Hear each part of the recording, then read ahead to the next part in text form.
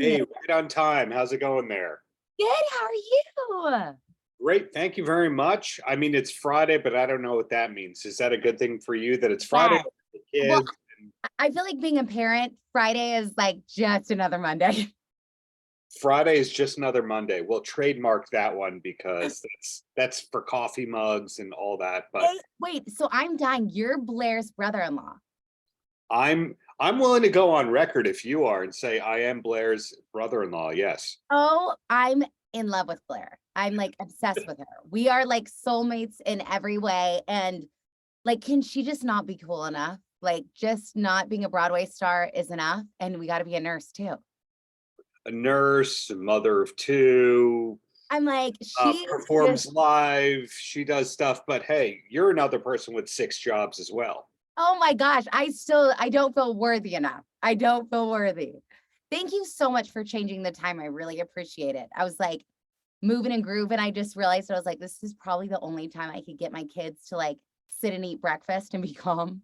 My pleasure. I mean, you like me, we're in the caffeine portion of the day. So I appreciate that. Do you have an energy drink endorsement? I said, because in having interviewed your husband a couple of weeks ago, there's a drink endorsement that's not an energy drink endorsement. So I don't know what in the Nelsen household you're endorsing.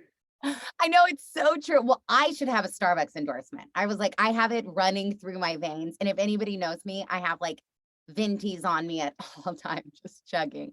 But I know my Eric, he's like full on bourbon boy, which is wild, which I think is so funny because I don't drink. So I'm like, it is so funny that now our family is like a full bourbon family. And Right. I'm the sober Sally. Bourbon, boy, sober, Sally. Sainty, you are full of alliteration, future trademarks, etc. So, No, you know, that's Eric calls them saintyisms. He's always like, what are these saint like? And I still say like instead of potty, like I say TT and big potty for number two. Like I have such weird lingos. It's so well, bad. well, can I throw you a compliment? Yes, please. Okay. So your career accomplishments really confuse me because, it's not just the hey, youngest female to win an Emmy. It's not just that kind of stuff. It's that you started off in theater, from what I can gather, and then you found your way into the streamers, but then somehow you're a producer, but somehow you're starring in three things at the same time for competing companies. So it's kind of one of those careers where we don't know where to find you next. You're always popping up somewhere. That is, I am just like I'm such a hustler. Like I can't sit still. So when like I'm like Blair in that sense, where it's like if things are lagging in one department, I always have to pivot. Like I'm like, okay, where am I seeing the market going right now? And I need to pivot and shift. And I think especially now with the streamers and just times are changing, you just almost have to have your hands in every market possible. Mhm.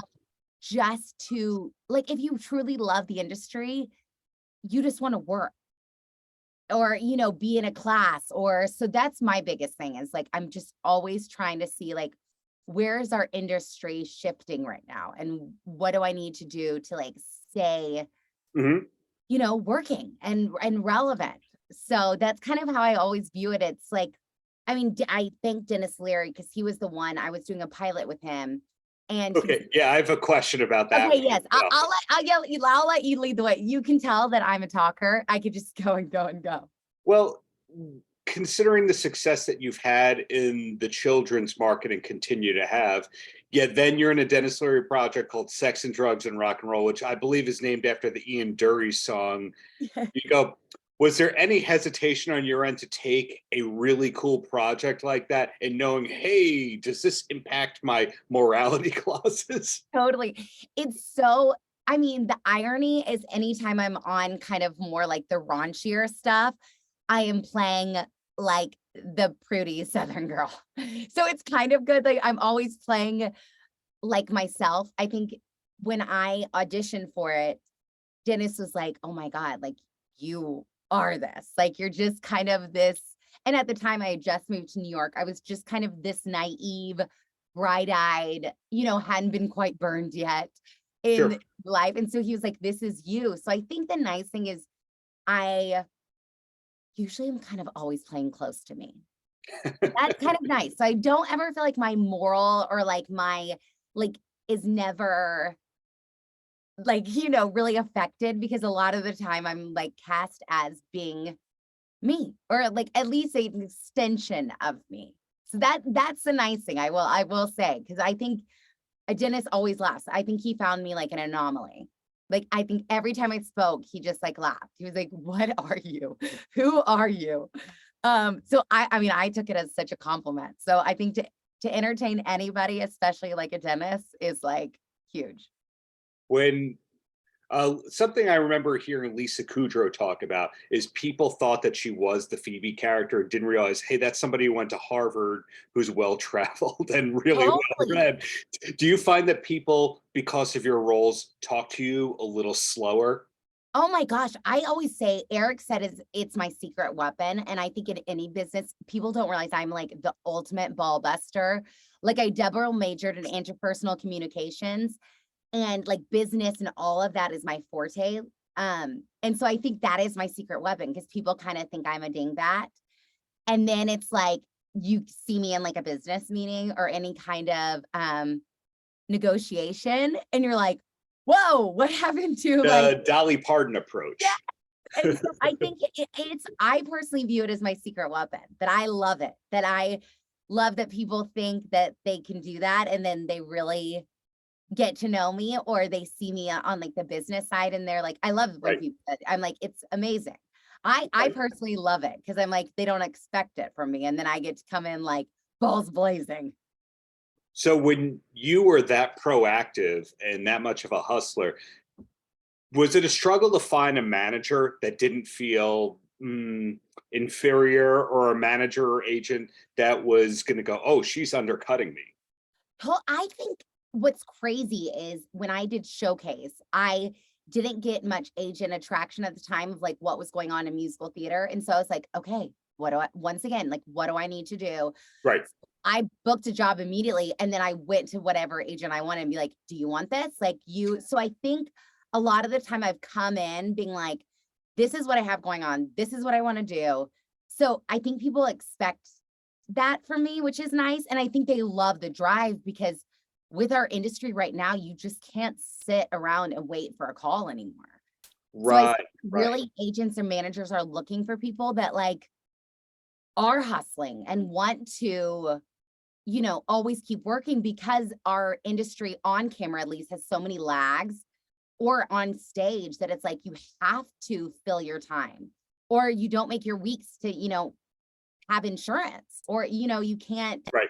cover your family. So I think I've been blessed where it's like anybody that I've ever been signed with respects it. And most of the time they're a hustler just as much as I am. So it's like a dream team.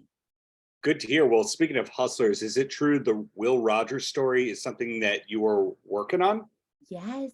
Oh my gosh. We officially got the rights from the family. And that was like the biggest thing. And to give so many time these biops and these stories based on don't have the family's approval. And it was so important to us to have the family involved, especially a legacy like Will Rogers. So Yeah. we are like in full development right now. So it's hopefully within the next year some things will be happening and coming up and released and it's going to be amazing. So it's especially being from the South and being a Texas girl, Yeah. it's just so cool to have that project and to give homage to, where I came from.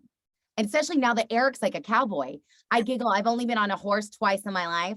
And now I'm married to like a New Yorker who now Yeah. fully thinks he's a cowboy. So it's hilarious. I was like, oh, have the tables have turned.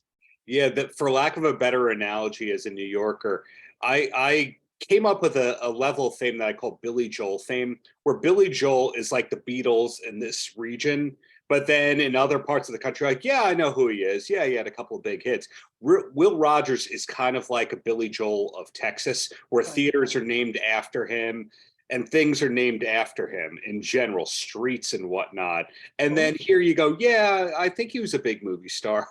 It's so funny because every time I'll ask somebody outside of like the South, they'll be like, oh, was he a comedian? Or oh, was he an actor? Or oh, was he a cowboy? And it's like, he kind of was it all. Like it's so interesting to see what regions know him as, in a Yeah. sense, which I think is so cool. Like I really didn't. I always thought he was like a musical theater guy, which is so sad. Like that was my basic knowledge of him. So it's been amazing, like diving into his archives. Like Eric got to put on a pair of his cowboy boots, and I was like, Mm. whoa, this is really cool. Like this is what you dream of as somebody in the, industry, is to do something like this. Yeah, so you got that going on. Gabby's Dollhouse just came back last month for another season. Spidey and His Amazing Friends. So sometimes producing, sometimes voiceover, sometimes on camera, etc. Have I missed any upcoming projects, or are you under some Variety.com, Hollywood Reporter embargoes and you can't talk about it? I just say we have something like that are Eric, because Eric and I, our goal was to work together. Like that was, Oh, so we have something very exciting coming. We're like literally in contracts right now and signing and doing, so that'll be really fun, because Eric and I's goal is, a lot of people like with their partners don't love to work together and kind of right. cross. We are like, that is our thrive. Like that is when we do our best work, our best, because we're talking about it all the time anyways. Like he'll go to work and come home and talk to me. So we always feel like we're like intertwined with each other's things. So to do something together, and as you know, you've met Eric, we are so opposite that it works so well together, because I'm more like the bubbly, outgoing, and he's more serious and reserved and very like by the books, where I'm just like very eccentric. So we are a good team. Well, besides the children, what is it that brings you together, being such different people that, yes, are in the same industry? But was it a particular appreciation of a show? Was it mutual friends? What brought you two together in the first place? Oh my gosh, it's so wild. So we've always been married 10 years Mhm. and I'm 33. So that's kind of crazy if you really think, like I got married at 23. And it's wild to think about. But the moment I saw Eric, this is like another one of those, like how you know my personality. I knew I was going to marry him, and like knew he was the one. He was 19 and I was 21. And that was it. Like that, it is like the planets aligned, our souls aligned. It was just, I think we both knew what we wanted out of our lives, that like when it comes to a family and a future. So it's like we Mhm. have that in common. We just, our families mean like everything to us. And I think to find, all we wanted is like a partner at the end of the day, and everything around us can be chaos, but like as long as we had each other and we looked for, another person, then we were good. So I was Hmm. like, and this is before apps and all that. So we giggle that both of us would have swiped the opposite way on apps, because we weren't each other's type. Like we never had gone for like, his ex-girlfriend, who's one of my dear, dear friends, is Elizabeth Gillies, who is Oh, so opposite of me and we're best friends, and we're both yin to a yang to each other. So I giggle. It's just, that's why I like these apps but don't like the apps, because I'm like, it's so, if you go on like looks or like first imagines, Eric and I would have never been together. It was like just like a feeling, and it's done us good so far. I was score. like, I know, 13 years in, we're Well, pretty good. another thing that I'm curious about before I ask you a fun last question, then let you go on your way, is when I was growing up, back in the olden days, back in the Stone Age, um, a person that was a Broadway actor was just a Broadway actor, and that was that. They never crossed over into TV or film. Most likely, they did not become a producer. Like we saw Nathan Lane crossover a Totally. bit, It was like but it was very, very preview. rare. Did you Yeah. have any hesitation in going into the theater world, knowing that very few people made it over to film or TV or producing? I really never expected to go to TV and film. That was like another one. I wanted to be a Broadway star. I giggled that you had like the irony of me being like married housewife now, is I never wanted to get married, never wanted kids. Like I wanted to be a star on Broadway. And that is like all my vision was. And I think once I got to New York and realized, I was like, oh my gosh, you can't just like wait around for a call. Right. I, once again, like I said, I had to pivot and I was like, where do I see myself doing well in the industry right now? And at the time I was like on camera. I think that's, so I got in classes and just pivoted. And then it was like, I wanted a family. So that's why I got into voiceover, because I was like, okay, I want to not take time off. I want to be working, but I also want to be pregnant, hopefully, and have time for these babies. And that's really why I pivoted to voiceover. So I think what it is the same as like your sister-in-law. It's like you see where the need is and you just can't sit still. And it's so cool. You're seeing that so often with Broadway, especially because of COVID. I think people really realize Yeah. when the industry was shut down, it was like, what do we do? Where do we fulfill that like passion and energy within us? And I think that's been the amazing part, is watching people kind of dive into these other creative outlets. Some of the COVID adaptations worked and some of them didn't. Like when you saw the comedians doing the Zoom-based comedy or the drive-in movie theater shows, that did not go. It's so interesting and then it's like you think about, like I was giggling, I was like watching some of the stuff that Eric and I did like during COVID, and I'm like, oh my God, it seems like such a different, you could just tell like by everybody's stance, there was this like heart pounding thing, like, are we gonna live? Are we, could I catch this thing tomorrow and be like, the person that like goes to hot, you can kind of tell the underlining tone of everybody. So it was like anything that was created was almost in the sense of like a panic. Right. So it came out like half of the people, it like thrived, and half of the people was like, this desperation was too much. It just didn't quite work. Totally. So wild watching that, because you can just tell behind everybody's tone this like nervousness, because we really didn't know where the world was going at that time. Yeah, I think the peak of the badness was when, I can't remember what network, I think it was Fox. There was a reality show of celebrities getting haircuts. Do you remember that one? Their first No! of COVID.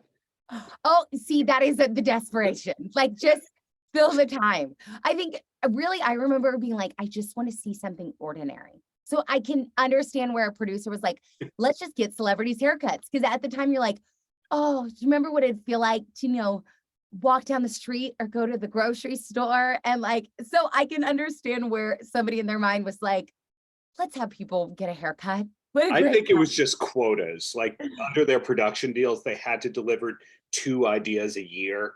Oh And my God. like, oh, they're never going to make that. Oh, they are. Oh, great. Here we go. Well, hey, back to you before I let you go. Besides 1883, besides Gabby's Dollhouse, do you have a TV recommendation that you could pass on for people who need a new show to start? Because you seem pretty up on TV. I love Shrinking on Apple TV right now. Is unbelievable. It is like, comedies are so hard to find now. I feel like it's like the drama category is like crushing the game. So to have a true comedy again, and to have it smart and right. I mean, I listened to this. Do you know Smartless, the podcast with Will Arnett and Jason Bateman and Sean Hayes? Yes. They were talking about how comedy is so hard to come by, because I think our brains are just so, it is so hard to get lost in a comedy now. So Shrinking, and to find something you can watch with a partner is so hard, especially because I love like a Real Housewives. So to find something that Eric and I can watch together, I highly recommend. So Shrinking, I just can't say enough about it. Did I just learn that Eric is a Housewives fan? Yes, he had to be. Really, he's a Vanderpump Rules fan because of me. But our first love together was Dance Moms. That's like how I got him hooked on reality TV. I'm not shocked anymore about this stuff. Like an interview that I did a couple of weeks ago, the drummer of the metal band Anthrax and his wife, she's the singer of Butcher Babies, which is a pretty big metal band. And Anthrax is this like macho New York metal band. And I asked what to watch, and he's like, well, I love the new Housewives. And you go, oh, okay. Okay, here you go. I mean, they've done, sometimes it's like those moments when you just need to get lost in something else. A housewife is the perfect thing. There you go. Well, I'm all out of questions, but the bottom line is you're working on a lot. And what is the best way to track all those projects? Is it the gram? The Yeah, Sainty. the gram at Sainty Nelsen, Nelsen with an E, is the best way. I think we're updating constantly. So it's a lot of great things coming. It's so hard. I do say with voiceover, it's so many times I record things like 2 years in advance or a year in advance. Sure. So I have so much that it's like, I'm like a vessel that's like spewing that I wish I could like say. So many awesome things are coming up. And I hate when people say that, but I'm under NDAs. So I'm like, I really can't say it, but it is just keep refreshing on the Instagram is the best way to put it. Paltrocast.